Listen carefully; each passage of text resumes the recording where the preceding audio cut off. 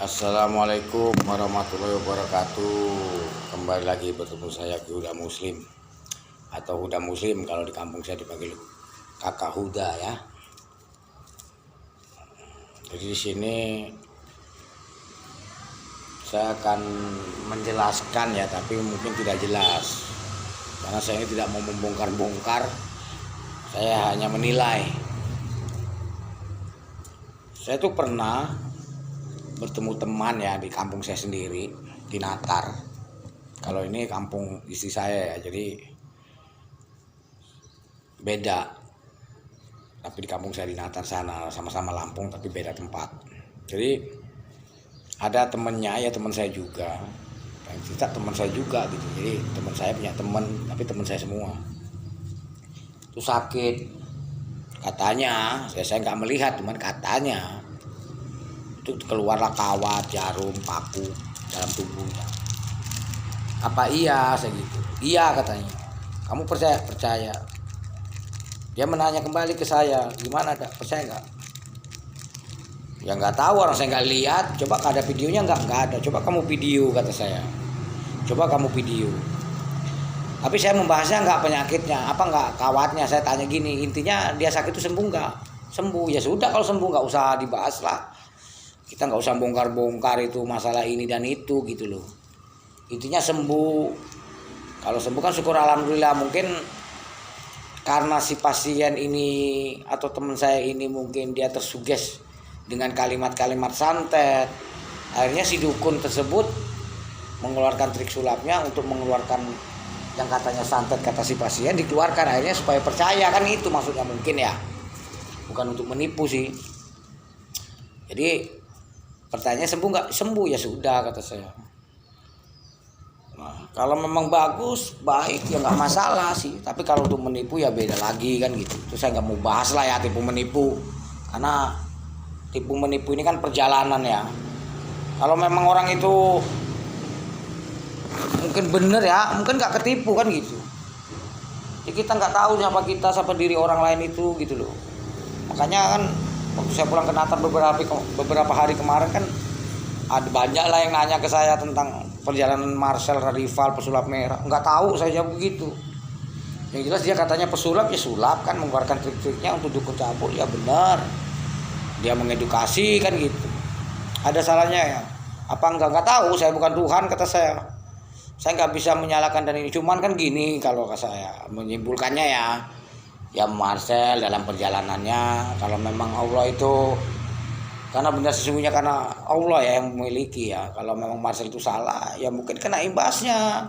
Kita nggak tahu ini perjalanan atau memang melalui Marcel untuk membongkar ini kan gitu. Kalau melalui Marcel ya mungkin nggak kena kan itu kalau saya. Kenapa saya bicara seperti saya nggak mau ya bongkar ini orang itu kan nggak baik. Kayaknya saya nggak mau, saya apa adanya aja lah. Itu menyikapinya. Dan orang-orang yang ketipu Bang Samsudin gimana katanya? Nggak tahu kata saya. Mungkin kita nggak ngerti apa perjalanannya dulu, kita itu berbuat seperti apa kita ngerti terus diarahkan ke situ biar ketipu atau apa. Sebenarnya bukan ketipu sih. Kalau saya menyikapi mungkin ada sebagian penyakit yang memang harus begitu ya. Mungkin nggak pernah sedekah, nggak pernah ini dan itu ya kan, karena saya juga pernah di sini di Lampung ini ngobrol dengan ya orang-orang yang ahli agama ya, bukan ahli agama ya, ahli agama lah atau orang yang rajin ibadah sholat ya yang ke masjid itu. 2,5% apa zakat kan kewajiban ya, sedekahnya mana, dalam hati saya gitu. Cuma saya kan orangnya nggak mau berdebat ya, saya hanya sebagai juri aja mau ngomong lah ya, sedekahnya mana kan ini kan jadi pertanyaan. Kalau memang 2,5% terus dari 1 juta atau 25.000, sedekahnya mana kan nggak ada itu. Kalau cuma 2,5%, sedekah dong, berbagi kan gitu. Artinya kalau saya pribadi sih nggak berani mengatakan sedekah ya. Intinya berbagilah, berbagi dengan niat ikhlas atau tidak terserah, yang penting berbagi untuk ini. Cuman nggak jangan diomong-omong, itu nggak usah. Kalau kita mau kasih ngeliat orang kelihatan susah atau lagi ngeluh ya kasih kan gitu maksud saya. Karena membantu orang ini kan nggak harus kenal juga gitu loh. Kalau kita ada itu kayak saya ini kan kalau dari segi harta memang nggak punya ya. Jadi saya bisanya berbagi pengaran-pengaran yang positif, menilai orang dengan positif. Jadi nggak perlu mengorek-ngorek orang, tapi korek diri sendiri aja sih gitu. Karena apa ya, saya nggak bisa juga ngorek Marcel, tidak bisa juga ngorek si Gus Samsudin ya gitu. Kalau di pengobatan saya kan sudah saya jelaskan tadi, ilmu gila ya. Jadi ilmu gila ini insya Allah bisa bijaksana gitu. Intinya penyakit itu datang karena dari pikiran, dari ulah perbuatan dia sendiri kan gitu. Jangan penyakit ini sama aja hukuman. Kalau di dunia nyatanya itu hukuman. Jadi kita dari habis mencuri dihukum sama Allah kan gitu ya. Berbuat salah ditangkap sama Allah, ditangkap sama polisi, dipenjara kan gitu. Pembersihan artinya kan.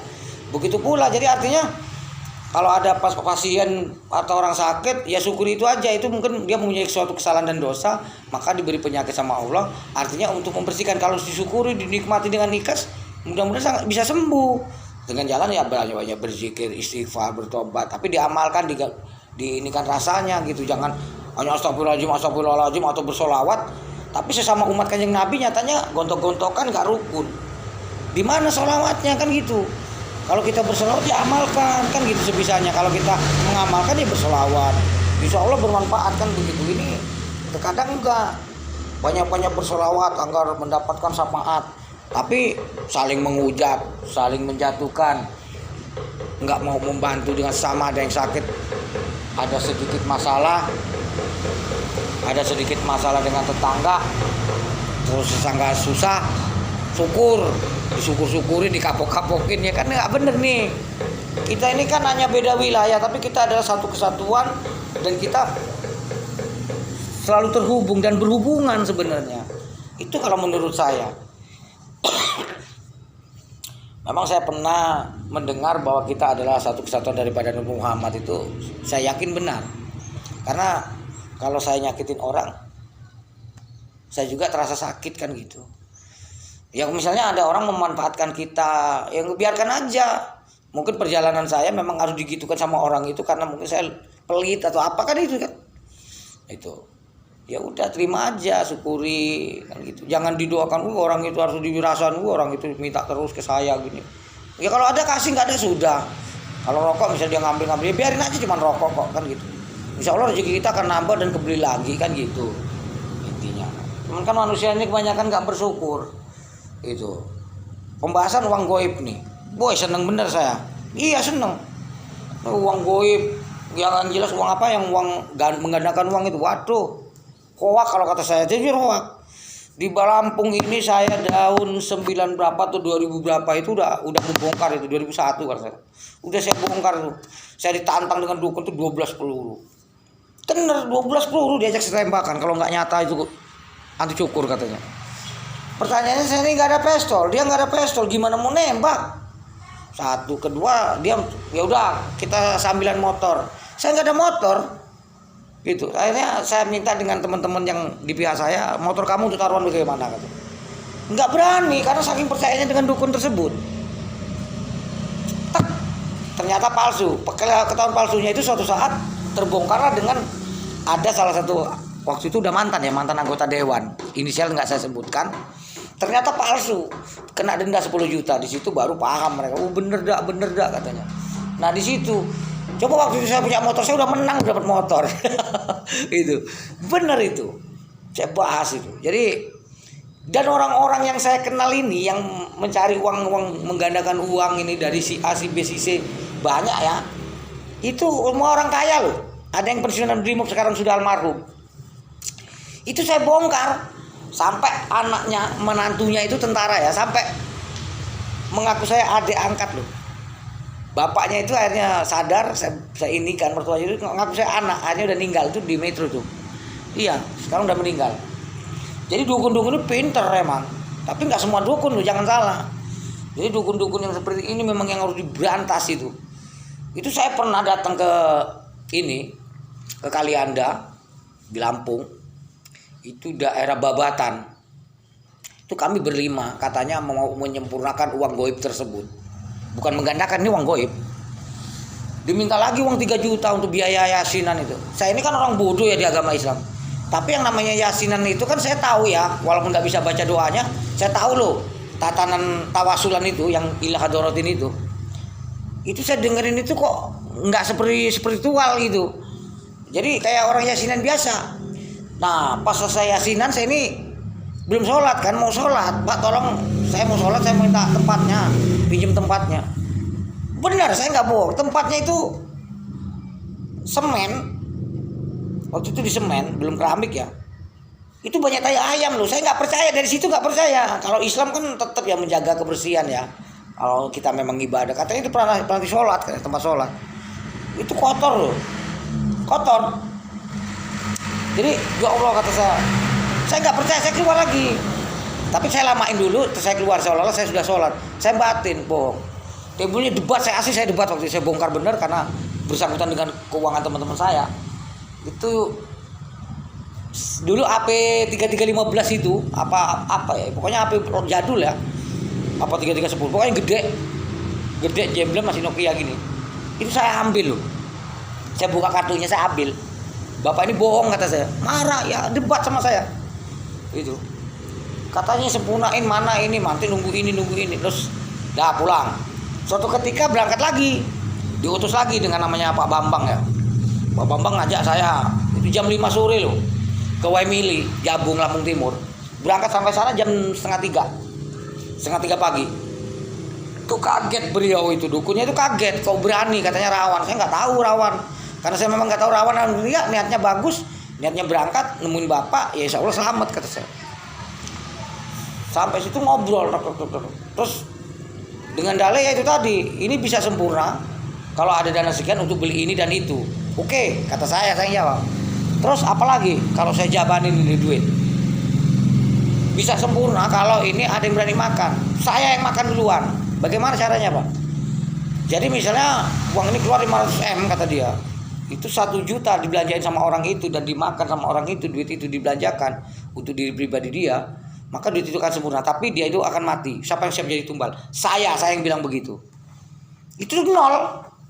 Malah ribut ujung-ujungnya, nggak tahu gimana gitu loh. Nah, pulang kami itu sekitar jam 4 kami pulang. Saya ceritakan apa adanya dengan teman saya Pak Bambang itu. Pak Bambang menjelaskan juga bahwa ini real, tidak rekayasa seperti ini. Jadi saya jelaskan, tolong dicerna dengan logika kamu orang. Bagaimana? Kalau mau diteruskan ya bagi saya sampai ketipu. Kalau enggak cukup berhenti di sini. Kalau menurut sampai masuk akal dari cerita ini ya silakan teruskan. Kalau saya nggak masuk akal, dia jawab nggak masuk akal. Oke, berarti normal semua kalian kata saya. Itu bapak loh. Nah, ini panjang perjalanan. Jadi suatu saat kami diundang di Gang Bintara waktu itu. Di daerah Bandar Lampung Gang Bintara, tapi saya nggak sebutkan desanya ya. Itu datang lagi dukun. Saya diundang ke situ sekitar jam 8 pagi. 8 malam. Kita ngerokok dulu. Penguin linting dewe.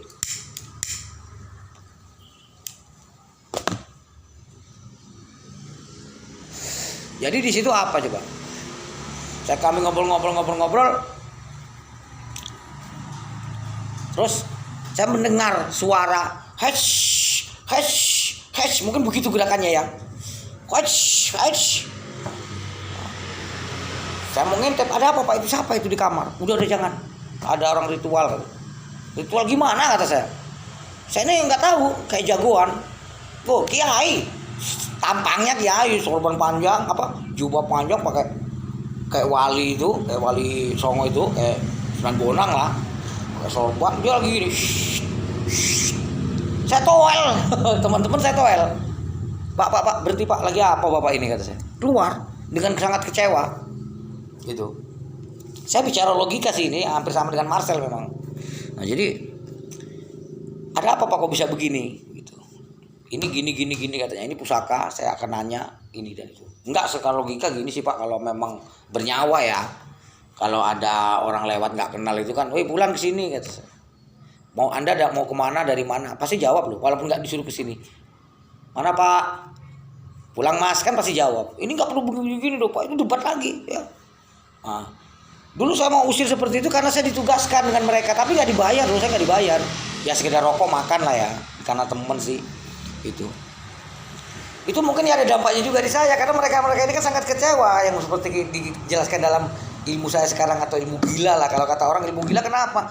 Karena kasarnya ngomong nggak masuk akal loh bahasa saya, seperti hakikat kalau kata mereka ya mungkin ya. Jadi dampaknya mungkin ya Ada waktu itu saya juga pernah sakit, pernah ini dan itu. Saya nggak tahu ya apa itu sakitnya apa, intinya sakit. Saya syukurin aja lah ya. Nah, jadi semua itu ada dampaknya gitu. Jadi untuk uang goib atau penggandaan uang ini saya jujur nggak percaya. Karena kalau saya bisa menggandakan uang tanpa sepengetahuan orang, saya itu akan menggandakan uang saya, akan saya bagi-bagikan bersedekah. Karena selama ini saya belum pernah bersedekah, belum. Nggak tahu apa sedekah itu saya. Saya taunya kalau ada uang ya ada orang susah saya kasih, hanya berbagi aja niatnya untuk sama. Gitu. Saya nggak mengharapkan ini dan itu, nggak pernah jadi bahan omongan juga kan. Gitu. Pokoknya saya ikhlasin aja lah, apa itu sedekah ya nggak tahu ya, biar Allah yang menilai kan gitu. Itu saya. Saya banyak sih ya teman-teman spiritual juga, karena saya juga pernah jadi anggota kan gitu, anggota spiritual. Sebenarnya cuman keyakinannya aja sih kalau kalau pembuktian kebal-kebal tuh di video-video itu saya kurang yakin. Tapi ini kalau kita berjumpa tatap muka banyak ini bekas silet. Banyak bekas silet. Saya tuh sering kalau habis ngamalin asma ini, mantra ini, ilmu doa ini atau sholawat ini saya tes. Nah, jebol, ulangin lagi terus pernah sih nggak jebol, saya sampai bingung apa iya sih ini saya ulangin lagi nggak apa-apa memang. Tapi saya sanksi, makanya di Facebook saya pun nggak ada. Saya posting ilmu kebal tuh nggak ada. Yang jelas insya Allah keselamatan lah ya.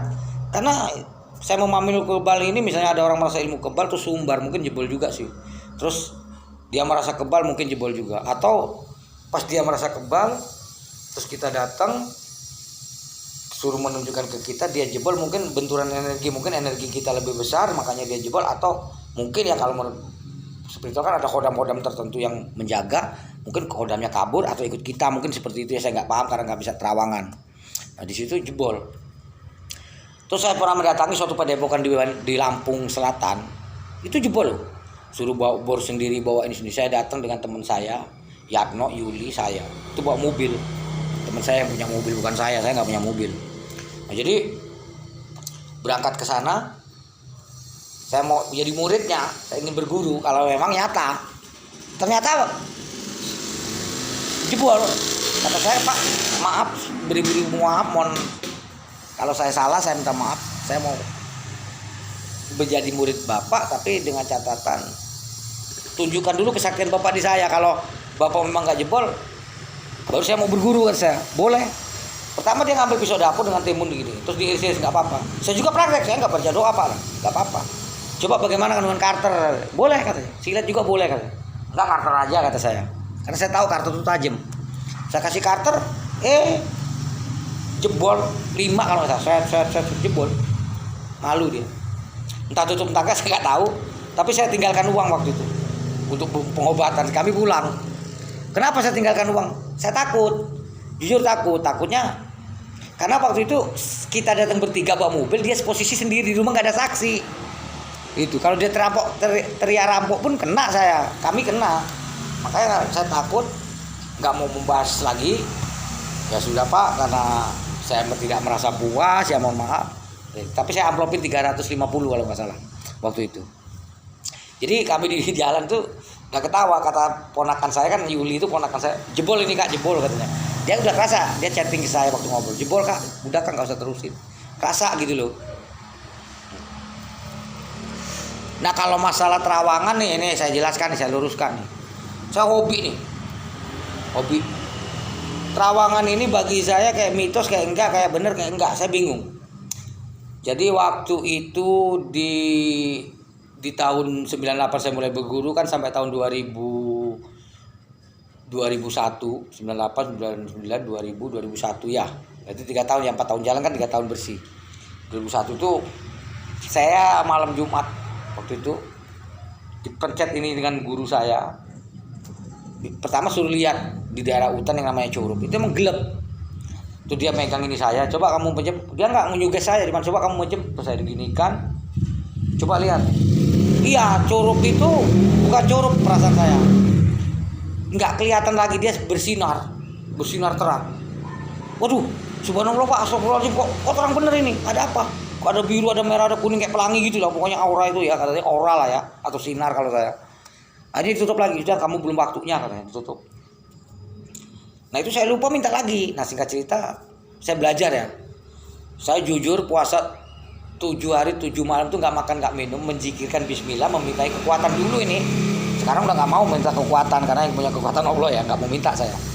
Nah, jadi saya puasa setiap pagi matahari terbit saya berzikirkan Bismillahirrahmanirrahim, Bismillahirrahmanirrahim. Saya lihat sambil melihat matahari. Begitu Allahu Akbar karena nggak megang jam ataupun nggak boleh melihat ke sana-sana. Saya begitu Allahu Akbar saya berhenti. Alhamdulillahirabbil alamin. Selama 7 hari. Selama 7 pagi sampai jam 12 itu udah nggak mulai lagi. Besok pagi lagi gitu sampai jam 12. Itu ternyata yang saya lihat bukan apa yang katanya kodam atau jin atau makhluk astral, enggak bisa lihat. Itu yang saya lihat. Jadi anak-anak ngobrol begini dulu itu, Bu lagi ngapa gini. Terus apa bener ibu ini gitu ya. Nah, ternyata saya tanya, ibu apa pakai dulu belum ada video call ya.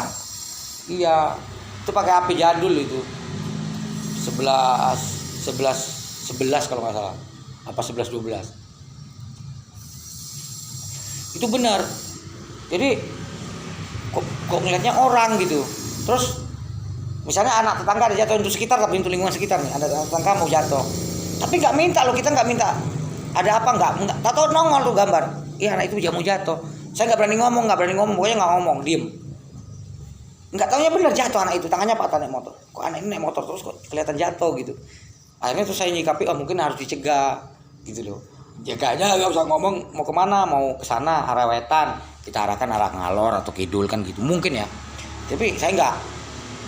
Terus pernah saya ya ini makanya Terawangan itu dia ngomong ada nggak ada waktu tsunami di Kalianda pesisir. Saya tuh mau kata guru saya tuh, yuk kita akses bareng yuk energi di laut katanya, di daerah mana itu Hanura katanya. Iya kan insya Allah kata saya. Itu nelpon saya malam Kamis. Kejadian itu kalau nggak salah malam Minggu ya tsunami itu. Nah pokoknya malam Jumat itu saya duduk, saya tuh melihat kok air laut naik gitu. Saya nggak bisa ngomong tsunami, terus saya merasa nggak enak badan. Ditelepon dia mau berangkat, nggak mau saya karena saya nggak enak badan. Nggak enak badan, saya nggak berangkat. Nggak taunya terjadi tsunami itu. Apa ini kata saya?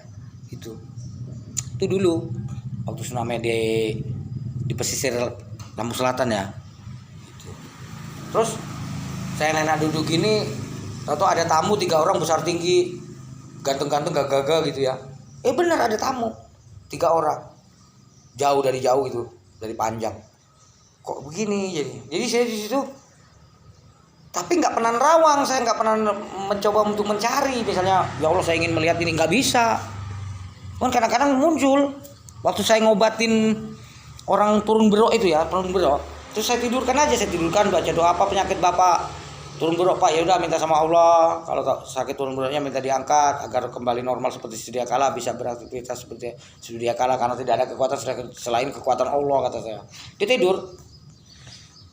Saya itu melihat pocong, tapi saya nggak mencari, ngobrol gini rame itu pasien banyak teman juga. Itu saya lihat pocong, akhirnya saya gerak sendiri dengan sendirinya ngambil sajadah. Nah, saya ngambil minyak japaron, mungkin ini kesalahan. Jadi saya ngambil minyak japaron, mitosnya minyak japaron kan kayak gini seneng gitu loh. Jadi saya ikut-ikutan lah, melu-melu kata bahasa Jawanya. Saya olesin sajadah tersebut, saya tutupin. Saya ketutupin kain mori juga di atasnya. Saya baca ayat kursi 3 kali, saya tarik. Bangun tuh orang muntah di tiker pengobatan saya. Tuh orang-orang pada lihat. Cuman saya jarang video sih ya yang seperti itu. Karena saya ini orangnya gimana ya? Karena nggak pernah merasa bisa. Ada sih sedikit video di snack video ini. Jadi saya tanya, ada apa Pak? Kok bisa begitu? Saya melihat pocong katanya. Nah berarti sama ya. Tapi saya nggak ngomong sama pasien tersebut. Nggak ngomong kalau saya juga melihat pocong, nggak. Karena apa ya? Mungkin kalau saya melihat sesuatu yang janggal, makhluk astral misalnya di rumah sampean gitu, saya nggak akan cerita sama orang itu. Kenapa? Karena begini, takutnya yang saya lihat mereka nggak lihat. Kan timbulnya takut nih orang. Ya kalau dia berani, kalau takut gimana? Ya kan?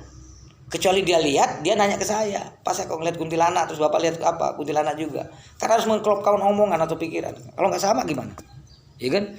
Karena kepercayaan ada di sini, keyakinan kan. Nah, makanya saya nggak mau membahas itu gitu. Dan ada tetangga saya datang kan, namanya adalah ya Nur lah namanya, jadi datang ke rumah maghrib loh itu, maghrib datang, Kak apa bener rumah saya ada kepala naga? Yang bilang siapa? Si A katanya. Oke, duduk dulu sama sini, tunggu, saya ngambil dupa, saya bakar dupa, saya duduk sila, sosok konsen itu. Ini masih hobi keilmuan saya kan, tapi nggak bohong. Nur kata saya, di pohon mangga depan rumah Kak Uda ini ada genderuwo. Wih Kak, langsung lari dia dari duduk sana pindah ke tempat saya, lari. Wih Kak, saya takut. Emang kamu lihat? Enggak, kamu percaya? Percaya. Kenapa percaya? Karena Kak Uda yang ngomong, loh goblok kamu. Orang kamu nggak lihat kok kamu percaya, kata saya. Kan goblok kamu ini. Begitu pula di rumah naga, di rumah kamu yang ada kepala naga. Kamu lihat nggak? Enggak, ya sudah jangan dipercaya loh. Nah ini. Nah, akhirnya saya bongkar lagi kepositifan, ke negatifannya, saya masuk ke sugesti yang positif. Saya tanya, kamu nyaman gak di sana? Nyaman. Nah sudah, kalau merasa nyaman udah nggak usah dipikirin loh. Kenyataannya kamu sholat, kamu dengan keluargamu aman-aman aja, nyaman-nyaman aja, dengan sugesti seperti itu kamu percaya timbulnya nggak nyaman, kan salah, kan goblok kamu nih. Manusia ini bodoh loh, dibilang bodoh nggak mau, kan tolol kamu ini, kata saya gitu kan, jujur aja. Nah akhirnya dia meyakini omongan saya, ya berhenti, nyaman akhirnya. Banyak nih kisah spiritual. Makanya bener lah kalau Marcel membongkar ada dukun cabul ini, itu mungkin ya, saya nggak ngerti lah ya. Nah, kalau saya nggak membongkar, tapi ada sebagian yang seperti itu, tapi saya nggak membongkar sih. Cuma saya meluruskan pasien. Datang lagi Agus, ini masih bau saudara, karena Ayu dia diambil adik sepupu saya. Kak apa bener saya kena santet? Perutnya kan gede, rupanya asam lambung. Coba kamu minum kunir, punya kunir di depan, minum gini. Katanya disantet kayak isinya paku jarum gini. Kamu lihat nggak? Enggak. Kalau nggak lihat nggak bisa percaya. Asam lambung tuh kalau pikirannya kena ya tambah parah, kata saya. Datang dia ke rumah guru, si orang yang ngomong bohong juga katanya, itu asam lambung Gus katanya. Baru dia meyakini. Nah ini saya nggak pernah mendatangi dukunnya, saya bahas pasiennya itu. Ini banyak nih kejadian spiritual yang hoak dibikin nyata kan itu. Jadi ada lagi nih, orangnya suka emosi. Polisi aja mau diajak berantem, mau dibacok katanya. Itu datang ke rumah saya, anaknya masih muda, punya anak 1. Nah, akhirnya saya, coba kamu duduk. Saya tipu tapi untuk kebenaran. Saya ambil minyak sulap gitu, saya bakar sininya, saya tempelkan. Dia nggak tahu kalau telunjuk saya udah ada minyak sulap, saya tempelkan di lehernya. Ampun Pak, panas. Saya usap, set kan langsung hilang tuh, kalau diusap set hilang. Nah kenapa Pak saya bisa gini? Ya kamu ini kata saya, jin semua isinya. Sekarang kamu banyak istighfar, dekatkan diri pada Allah, nggak usah sering emosi kan sifat jin, kata saya. Marah-marah nggak ngena itu kan sifatnya jin, kata saya. Nggak usah sifat Allah itu 99 boleh dipakai, cuma satu yang nggak boleh dipakai, apa coba? Sombongnya, kata saya. Oh, kamu punya sifat sombong, polisi mau diajak berantem sampai kapan tetap kalah kamu. Menang berantemnya proses hukum kalah, kata saya. Nah, suatu ketika belum lama inilah, sekitar saya mau hijrah ini, ada teman saya itu punya adik ipar namanya Ani lah. Ani ini tersuges dengan dukun di daerah Jawa, katanya diikuti nenek-nenek. Nah, nenek ini malampir mungkin ya. Saya datang, dia udah takut. Saya datang dikiranya kesan dukun ini nanti berbelangkon, pakai jubah yang gimana atau kostum gimana. Ternyata saya still saya kan pakai lepis. Jin lepis itu, kemeja rapi, topi biasa gitu, topi bukan kopluk begini. Jadi saya, sini mbak, kata saya. Deket dia duduk, salaman dengan saya, ngobrol. Singkat cerita saya begitu lagi, bakar dupa lagi di situ. Dupa saya murah-murah, beli yang 15.000 itu aja yang isinya banyak. Saya bilang ini ada apa, kuntilanak dalam rumah, kata saya. Ini nenek-neneknya. Iya om, ini bongkar dia kan. Sekarang kamu tanya, kamu lihat enggak? Kok kamu percaya? Ya karena om yang bilang. Ya itu tadi saya balikin lagi. Kalau nggak lihat nggak usah percaya loh. Nah itu umur 21 tahun rumahnya aja besar begitu, kaya ya orang tua, sapinya aja banyak dalam rumah itu, sapinya banyak loh. Cantik anaknya. Itu sampai gak laku loh. Nggak ada yang chat katanya. cowok nggak ada yang deketin, karena dia meyakini suges-suges dukun itu. Nah yang jengkelnya ke dukun ini gini loh, atau orang-orang oknum tersebut, oknumnya ya, nggak semua dukun tapi oknumnya. Jadi kalau dia bisa memberikan, oh ini ada ininya, dibuang dong, jangan cuma ngomong nakutin doang, tolong dibuang kalau memang iya, kan gitu. Nah terus setelah itu alih-alih buka aura. Sebenarnya buka aura itu kalau saya sih logika ya, saya buka tuh, saya bongkar dulu suges-suges negatif yang pernah diberikan dukun, saya bongkar habis, saya sangkal semua omongan dia, saya masukkan nilai-nilai positif gitu. Nah saya tidurkan lagi, saya modelnya kan tidurkan, nggak dipegang, saya tidurkan lagi, suruh berdoa apa keinginan dia. Tapi muntah loh. Nah di sini saya bingung, muntah lagi bangun. Itu disaksikan ibu, bapaknya, kakak iparnya, teman saya dengan Ayu dia kandung, istri teman saya itu. Tapi alhamdulillah ini ada undangannya bulan Safar ini, mau nikah dia, itu berhasil. Jadi pertanyaannya ini buka auranya yang mana kan itu? Kalau menurut saya suges yang bagus itu, pikiran-pikiran yang positif, omongan-omongan positif diberikan kepada seseorang maka akan menjadi nilai positif. Ini bagi saya. Nah goibnya terjadilah sesuatu yang tidak masuk akal, itu goibnya. Tapi awalnya dari nilai-nilai yang positif atau pikiran-pikiran positif. Nah, tapi kalau pikirannya jelek-jelek, dampaknya akan jelek-jelek kan gitu. Gak ubah sakit. Itu bener loh. Sampai dibilang banyak chattingannya itu, tapi udah saya hapus. Sampai dia bilang, Ayu iparnya bilang, pokoknya Om Uda orang nomor 1 memuji saya. Waduh kata saya. Mekrok pantat saya. Itu real. Nah, jadi tinggal kalian semua lah ya, yang ini ya, untuk masyarakat Indonesia ya, yang menyikapinya, mengartikannya itu. Kalau saya meyakini dengan pikiran-pikiran positif, dengan perbuatan yang positif, insya Allah menghasilkan positif. Semua ini hanya syariat, hakikatnya Allah. Itu. Dan kalau mau nanyakan doa-doa, saya nggak ada doa-doa, saya doa-doa yang panjang-panjang tuh nggak ada, saya nggak bisa. Saya hanya doanya begini. Jujur aja hanya begini. Kalau sholat baru saya pakai bahasa Arab. Walaupun nggak fase ya mungkin Allah udah tahu itu tujuannya. Walaupun saya sering baca-baca lagi sambil belajar sampai setua ini. Umur saya 49 tahun loh. Menginjak 50 bulan 4 nanti. Nah, jadi nggak mau saya memberikan suges-suges yang buruk gitu. Karena bahasa-bahasa buruk ini bisa menghasilkan yang buruk menurut saya. Gitu. Itulah perjalanan saya menjadi seorang penerapi ya. Jadi seharusnya saya ini tukang terapi saraf loh, ya kan? Dari titik-titik saraf tersebut itu ada bukunya, gitu. Terus saya juga belajar di Trawulan ya, diberi syarat-syarat caranya, titik-titik saraf, dikasih buku panduan, gitu. Ya kalau doa ya tetap Bismillah lah ya. Kalau dulu tetap mengharapkan kekuatan, kalau sekarang nggak lagi karena semua kekuatan hanya Allah. Kita dekatkan diri, ilmu adalah bonus kalau saya. Apapun. Harta ini bukan punya saya, semua bukan punya saya. Bahkan nyawa saya bukan punya saya, itu punya Allah semua kalau menurut saya. Jangan bicara ngobatin orang ini kewajiban, pengen ngobat. Enggak, kalau saya enggak ada seperti itu. Kalau dia orang minta tolong, tolong. Kalau enggak ya sudah. Iya, lillahi ta'ala aja. Enggak usah mencari. Karena mencari kalau Allah tidak akan memberi, enggak gini. Kalau mau viral-viral, kalau mau tenar-tenar, kalau mau sembuh-sembuh. Jadi enggak usah mencari. Enggak usah koson-koson gini-gini, enggak perlu. Kalau memang pantas untuk disembuhkan, maka sembuhkanlah ya Allah. Itu saja. Makanya saya ada salah satu channel di TV itu kan Ustaz Dan itu setuju tuh tanpa sentuhan. Itu bisa terjadi seperti itu. Gitu. Nah sembuh enggaknya? Lah kembali ke pasiennya. Jangan menyalahkan si pengobat. Pengobat mah syariat perantara. Itu. Ya nggak tahu kalau udah nggak sembuh dimintain duit ya nggak tahu ya. Kalau mau ngasih ya terserah. Kalau saya nggak bisa ngomong ke arah sana. Tapi saya sendiri nggak pernah minta duit.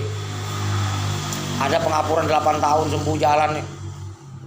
Ngasih 50.000 ada, diabetes katanya udah besar, kalau dihitung mobil satu bosok kakinya itu ditanya teman saya langsung, didatengin ke rumahnya gimana diobatin Kak Uda itu kamu gimana? Alhamdulillah kempes katanya, normal sebelah. Ya nggak apa-apa syukur. Nah teman saya itu menggugat anak itu pasien tersebut katanya mau ngasih 3 juta ke saya nggak tahu loh itu kalau mau ngasih 3 juta. Jadi mana uang 3 jutanya untuk itu, katanya kamu sumbar kan kemarin, kalau ada yang bisa nyembuhin saya kasih 3 juta. Tapi nggak ngasih, saya nggak mau. Terus saya bahas, udahlah nggak usah itu ya, biar itu perjalanan dia kata saya. Dia bohong ya dia sendiri yang ini kan gitu. Kita doanya terbaik dia sembuh, udah syukur alhamdulillah kata saya. Saya hanya gitu saudara-saudara. Jadi ya sudahlah. Jadi kalau saya mau kaya dari pengobatan kaya kan artinya seperti itu. Kalau enggak ya enggak. Jadi apapun tindakan kita hanya syariat, Allah yang menentukan itu aja. Jadi nggak perlu menyesali, nggak perlu grundel. Nggak bener, saya nggak grundel. Saya jujur, saya juga banyak penyakit kemarin. Mungkin saya ini dia bilang kena teluh juga dulu. Iya. Jadi ada yang muter-muter dalam perut. Sembuhnya hanya apa? Bersyukur, mensyukuri, terus introspeksi diri, berdekatkan diri dengan cara berzikir di malam hari. Hanya itu teman-teman. Iya. Oh syariat dia ke sana-sana. Tetap kekuatan manusia paling hanya 20% kalau ada alat ini untuk mendeteksinya. Tapi kalau kekuatan Allah nggak perlu nyariat, cukup nyariatnya di rumah dengan cara berdoa, berzikir, bersyukuri, menikmati, maafkan diri sendiri, menyalahkan diri sendiri. Jangan menyalahkan orang, korek-korek, aku yang salah kali, aku dulu gini-gini. Itu sebenarnya teman-teman. Ini enggak nyari sumbernya dulu, langsung cari ke penerapi. Ya bagus-bagus aja sih. Nah ya itu. Kalau medis ya sembuh, ke dokter ya kalau medis kan. Itu pun jangan dipercaya, semua syariat. Kembali lagi kepada Allah kan gitu. Nah kalau ditanyakan masalah jimat, saya nggak memahami ya. Itu memang ada jimat, adakah memang ini saya nggak ngerti. Cuma jelaskan tadi di video satunya yang sudah saya upload. Memang saya pernah nemu batu ya hijau, nemu emang. Kok pengen megang itu emang gelas itu saya isi batu, saya bacok nggak pecah kawan-kawan. Saya tes ini emang nggak apa-apa. Cuman saya nggak pernah punya HP ya dulu ya, belum ada HP inilah mungkin atau udah saya tapi nggak punya yang jelas. Itu memang nggak jebol.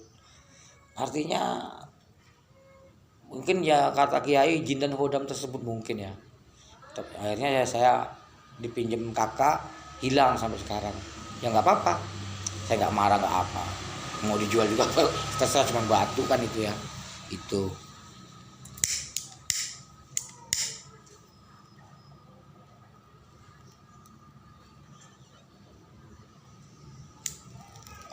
kalau masih ada orang yang apa ya, misalnya saling debat-debat itu ya terserah ya, saya mah menyikapnya enggak, yang nggak pas bagi saya.